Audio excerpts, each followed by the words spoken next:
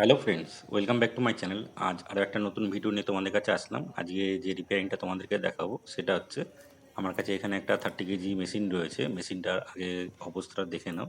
মেশিনটা টোটালি রাজ পড়ে গেছে, যেহেতু এটা কেমিক্যালে ইউজ হয়, যার জন্য মেশিনটার এই অবস্থা। আর মেশিনটাকে খুলতে গিয়ে প্রচণ্ডই আমাকে কষ্ট করতে হয়েছে। যাই হোক, মেশিনটা আমার খোলা হয়ে গেছে। এখানে মেশিনটার ভেতরে দেখতেই পাচ্ছ যে আমি ডিসপ্লে এখানে একটা আলাদা করে লাগিয়ে রেখেছি। এখানে মেশিনটা আমি চালিয়েছি। মেশিনটার প্রবলেমটা আগে তোমরা দেখে নাও। মেশিনটা জিরোতে রান করছে। মেশিনটা জিরোতে রান করার পরে বেশ খানিকক্ষণ চলার পরে মেশিনটা অটোমেটিক ড্রিফটিং হচ্ছে বা অটোমেটিক আপ ডাউন করে যাচ্ছে। দেখতেই পাচ্ছ যে মেশিনটা এখন স্টেবল রয়েছে।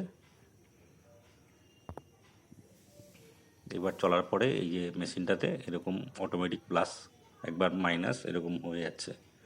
তা এইটাই হচ্ছে এর প্রবলেম। আর এই প্রবলেমটাই কীভাবে আমি সলভ করব সেটাই আজকে তোমাদেরকে দেখাবো। তোমরা সাথে থাকো আর দেখতে থাকো যে কীভাবে আমি কাজটা করছি। আর যদি ভিডিওটা ভালো লাগে তবে একটা লাইক অবশ্যই করে দিও। আর নতুন বন্ধুরা, তোমরা যারা আমার চ্যানেলে নতুন বা এই ভিডিওটা প্রথম দেখছো, আমার আরও ভিডিও দেখার জন্য চ্যানেলটিকে সাবস্ক্রাইব করে দিও। আর বেল আইকনটা প্রেস করে দিও, যাতে আগামী দিনে যখন আমি ভিডিও আপলোড করব তার নোটিফিকেশানটা সবার আগে তোমাদের কাছে পৌঁছে যায়। তোমরা ভিডিওগুলো দেখো, আশা করি এখান থেকে অনেক কিছুই জানতে ও শিখতে পারবে। তাহলে আমার সাথে থাকো আর দেখতে থাকো যে কীভাবে আমি কাজটা করছি। মেশিনটা কিন্তু সবসময় প্রবলেম হচ্ছে না। প্রবলেমটা হচ্ছে যে কোনো সময় প্রবলেম হচ্ছে, কোনো সময় কিন্তু আবার প্রবলেম হচ্ছে না। মেশিনটা এখন যেরকম স্টেবল দাঁড়িয়ে রয়েছে, এখানে কিন্তু ওজনটাও ঠিক দেখাচ্ছে, কিন্তু আবার হঠাৎ করে মেশিনটাতে প্রবলেমটা শুরু হয়ে যাবে। এখন দেখতেই পাচ্ছো যে তোমরা, আমি একটা 500 গ্রাম ওয়েট এখানে দিয়েছি, এখানে কিন্তু পুরো স্টেবল 500 গ্রাম দাঁড়িয়ে রয়েছে। আবার কিছুক্ষণ চলার পরেই আবার সেটাকে চেঞ্জ হয়ে যাচ্ছে। দেখতেই পাচ্ছ আবার চেঞ্জ হয়ে গেল। তাহলে এই হচ্ছে এর মেন প্রবলেম। তাহলে তোমরা দেখো যে কিভাবে আমি এই জিনিসটা শর্ট আউট করছি।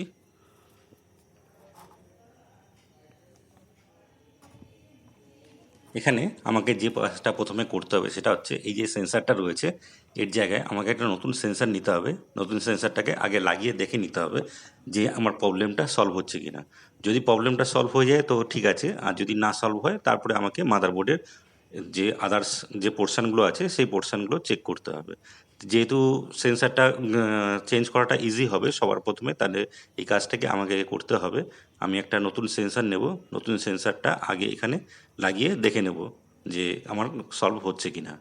তাহলে নতুন সেন্সারটা আমি লাগিয়ে দেখিয়ে নিচ্ছি, যে তারপরে আবার অন্য কাজ তোমাদেরকে দেখাচ্ছি। আমি একটা নতুন সেন্সার এখানে লাগিয়েছি। এখানে মেশিনের মধ্যে পুরো পারফেক্ট একবারে সেট করে দিইনি, জাস্ট ওপরে যে সেন্সারটার উপরেই যে বেসটা আছে ওই বেসটার পরেই সেন্সারটাকে যা একটা অ্যালার্ম বোল্ট দিয়ে সেট করে দিয়েছি, জাস্ট এখানে টেম্পোরারি চেক করার জন্য। তা আমি এখানে সেন্সারটাকে যেহেতু লাগিয়েছি, এটাকে আগে চেক করে দেখে নিচ্ছি যে আমার প্রবলেমটা যে ছিল সেই প্রবলেমটা আগে সলভ হয়েছে কিনা। মেশিনটাকে আমি চালিয়ে দিয়েছি, এখানে জিরো মোডে চলে এসছে। মেশিনটাতে একটা ওয়েটও আমি দিয়ে দেখে নিচ্ছি যে মেশিনটা ওয়েটটা স্টেবল হচ্ছে কি না। এখানে কিন্তু আমার জিরো মোডে চলে এসছে মেশিনটা, কিন্তু কোনো রকম ড্রিফটিং হচ্ছে না। এখানে অটো পাওয়ার অফও হয়ে যাচ্ছে।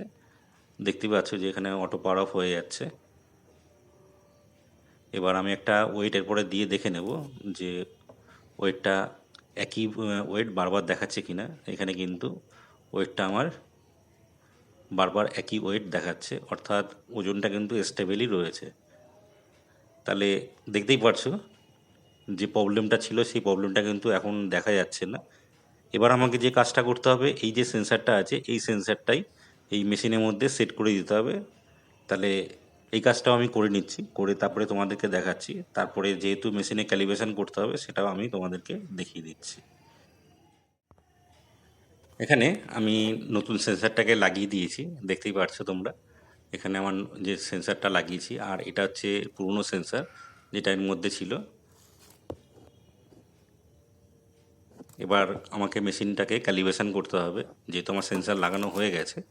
এবার আমি এখানে মেশিনটাকে ক্যালিব্রেশন করব। ক্যালিব্রেশন না করলে আমার ওজনটাও তো পারফেক্ট হবে না, তার জন্য মেশিনটাকে আমাকে ক্যালিব্রেশন করতে হবে।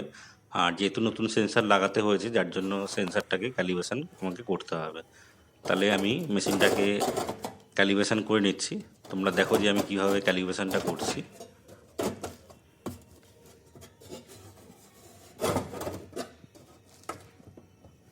মেশিনটা ক্যাবিনেট আমি বন্ধ করে নিয়েছি। এবার এর উপরে একটা প্রেসার আমি দিয়ে দিচ্ছি। যেহেতু উপরের টাইটেল ফ্রেমটা আমি লাগাচ্ছি না, যার জন্য সেন্সারের উপরে একটা প্রেসার দিয়ে নিয়েছি যাতে ক্যালিব্রেশনটা আমি যাতে করতে পারি। এখানে দেখতে পাচ্ছ যে এখানে ওজনটা এখানে সেন্স করছে। এরপর এখানে আমি একটা 1 কেজি ওয়েটের উপরে দিয়ে দেবো। 1 কেজি ওয়েট দিয়ে তারপরে ক্যালিব্রেশনটা করব। এখানে 1 কেজি ওয়েট আমি দিয়েছি। দেখতে পাচ্ছ এখানে 773 গ্রাম দেখাচ্ছে। এবার এখানে ক্যালিব্রেশন করার জন্য এখানে সাইড অ্যারো আর আপ অ্যারোটাকে প্রেস করতে হবে। প্রেস করলে এখানে এন্টার শো করবে। এরপর টেয়ারটাকে একবার প্রেস করতে হবে। টেয়ারটাকে প্রেস করলে এখানে 5 কেজি শো করছে। যেহেতু 1 কেজি বসিয়েছি এর জন্য এখানে 1 লিখতে হবে, আর এখানে মোড দিয়ে এটাকে শিফট করাতে হবে, করিয়ে 1000 করে নিতে হবে। এরপর আবার টেয়ারটাকে প্রেস করলে এখানে ডান দেখিয়ে এখানে 1000 অর্থাৎ 1 কেজি এখানে দেখিয়ে দেবে। এটাই হয়ে গেল এর ফাইনাল ক্যালিব্রেশন। তাহলে আমার মেশিন কিন্তু সম্পূর্ণ রেডি হয়ে গেল, আর মেশিনে কোনো কিন্তু প্রবলেম নেই। যে প্রবলেমটা ছিল সেই প্রবলেমটা কিন্তু আমার সলভ হয়ে গেছে। তাহলে বন্ধুরা বুঝতেই পারলে যে আমি কিভাবে কাজটা করলাম। আশা করি তোমাদের ভালো লেগেছে। আর যদি ভিডিওটা ভালো লাগে তবে একটা লাইক করে দিও। আর নতুন বন্ধুরা তোমরা যারা আমার চ্যানেল নতুন, এই ভিডিওটা প্রথম দেখছো, তারা চ্যানেলটিকে অবশ্যই সাবস্ক্রাইব করে দিও।